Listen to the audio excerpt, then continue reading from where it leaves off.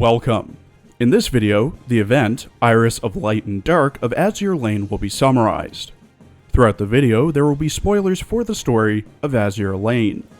If you don't want to be spoiled, please go and play the game.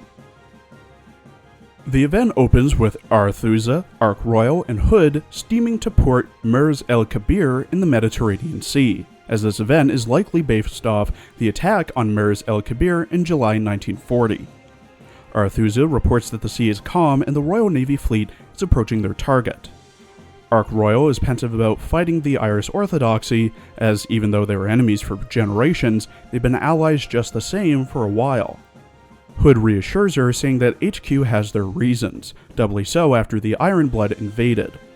The immediate threat of the fourth largest navy must be dealt with before they turn to the Royal Navy. Arethusa then reports siren signals incoming of the new Executor class. Hood has H Fleet, the actual fleet from the attack, to prepare for battle. After fighting the sirens, Ark Royal informs Hood that her scout plane found 4 battleships, 1 light aircraft carrier, and 6 destroyers stationed at Mers El Kabir, none of which are operational. The remaining siren forces are, however, blockading them. Hood is dismayed by the revelation that the Templar Knights fell to the sirens, with Ark Royal finishing a report saying that 2 of the important battleships are missing. Hood is relieved at this news as it will make their time easier, and orders H Fleet to break through the blockade.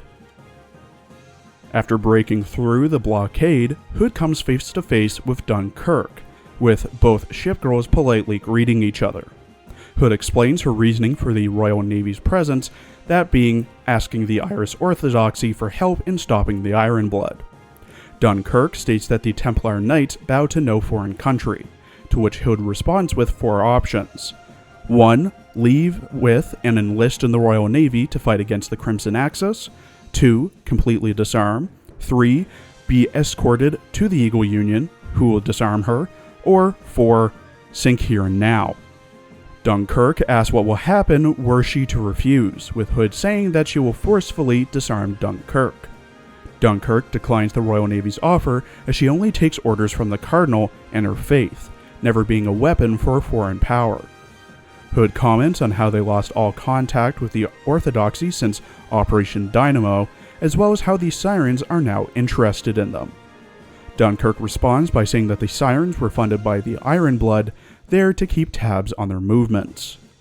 Hood gives one final chance to Dunkirk, asking for their official response. Quote, "The Royal Navy is not trustworthy, we will fight until our last breath," is their official response. After the battle, Arethusa confirms that Dunkirk and Provence are both heavily damaged. Bretagne sunk, and Strasbourg escaped through the naval mines during the night. Ark Royal is still reeling from having to fight their allies, with Hood commenting that the fighting would have been easier if they're all just weapons.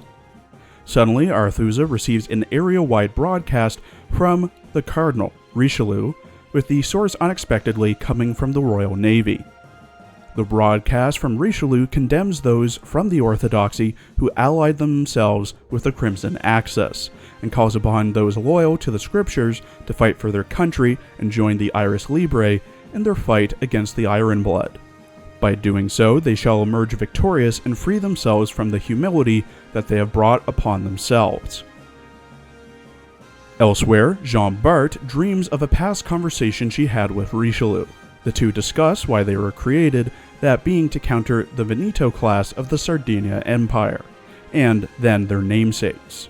Richelieu teases Jean Bart for her namesake, a French privateer, before saying not to do anything to tarnish her noble name.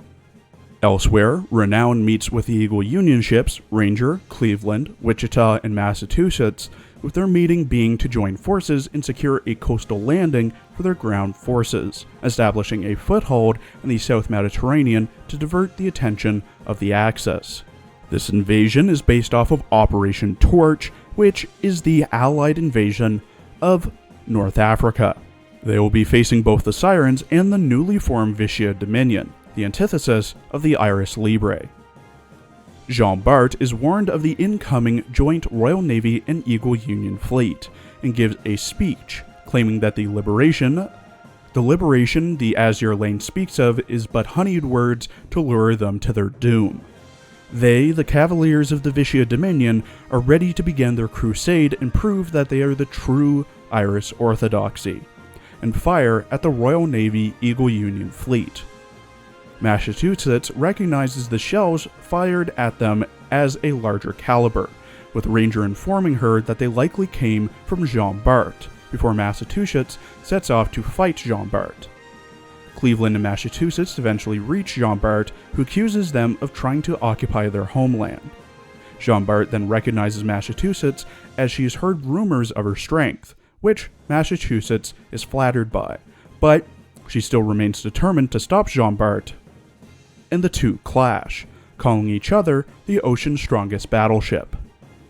The Azur Lane fleet handily defeats Jean Bart, who has a flashback to how her construction wasn't completed, but Richelieu's was.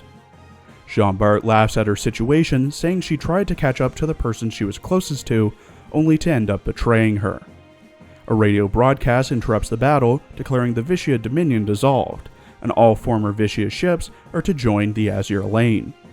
Though hesitant at first, Jean Bart eventually joins the fleet sent there to destroy her. Thank you for watching. Please follow my Twitter for updates, and please check out my other Girls Frontline and Arknights videos as well.